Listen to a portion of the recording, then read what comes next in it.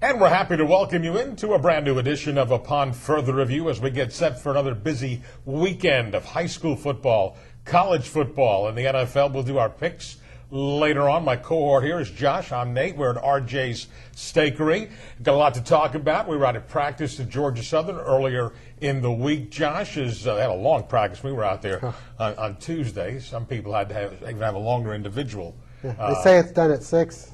It's done at 7. No, they did a long one on Tuesday. Everybody pretty upbeat, trying to get ready for Coastal Carolina coming up Saturday night on the road at 6. No TV, by the way, on this week's game. Some of the other Southern Conference teams got some toughies to play this week. Elon, which is certainly ranked very high in the poll this week, the new poll, they are number 7. And they'll be in here a week from Saturday with the Riddler.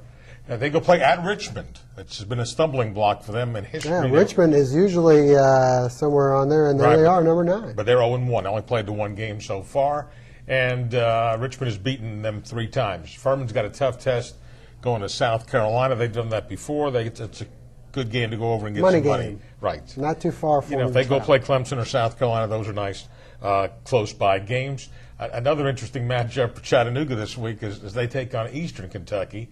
See if they can have that double-digit lead going into 4th again and lose. Eastern struggled. At least they're 0-2 thus far on the season. A few teams that are playing, Wofford should win. They're playing Union of Kentucky, Presbyterians at the Citadel. Presbyterian. Not Mountain Union. No. But Union. Union of Kentucky. Right, a lot different. Mm-hmm. Western Carolina's got to take on Gardner-Webb, and all Gardner-Webb did last week was beat a 1A in Akron, even though they're marginal 1A. Well, that was going to be my next question. Looking at the poll now, and Appalachian State is number 1 now in the coaches poll, but we've already had in the first couple of weeks several of the so-called FCS teams beat the 1A teams. And people still call it Division II. I think we can say 1AA, and I don't think too many people are going to get upset. And I think, most people still think the FCS, right. But Tony Kornheiser was on there the other night or the other day, and he kept railing that they got beat by a Division II school. That Kansas got beat the week before by a Division II school. Not. But James Madison was pretty impressive. For some reason, a lot of the teams wore white, at home.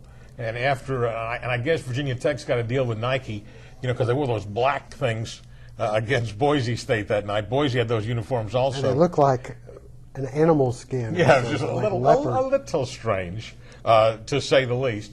But so we've had James Madison. We've had, South Dakota, not South Dakota State, who we have played several times. Right. But South Dakota, who is now they're in transition. Right, they're moving up to 1. So they've got the scholarship. Right. And they beat Minnesota, though, at Minnesota, which is, we found out geographically, not far to go to play a game. But so there's been some wins early on now for the FCS teams.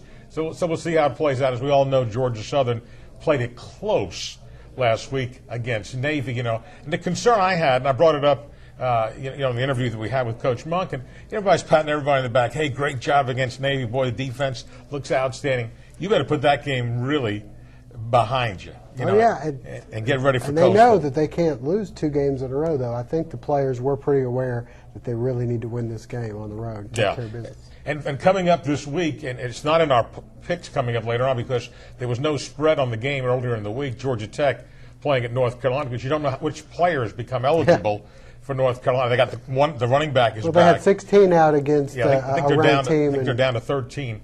And I'm sitting. North Carolina is probably a slight favorite, just maybe a point or 2, but you don't know how many other players are going to be back, so that affects kind of the point spread there. We'll hear from the Georgia side of things a little bit later on. Offense did not look quite what it did in week 1. They're going to get Caleb King back at running back this week, and does this become a must-win for Georgia? I think that any chance in the conference. Yeah. And this is an Arkansas team that's ranked top 10. Oh, Mallet. Pretty good player. The Mallet is tough, that's right. Upon Further Review is brought to you in part by our good friend, Lovett Bennett Jr., attorney at Law PC. When you need legal advice in the Statesboro, Bullitt County area, you know the man to call, Lovett Bennett Jr., attorney at Law. Coming up next, it's our high school segment. That's presented by Ogeechee Technical College. We're back to hear from Pat Collins of SEB after we hear this from OTC.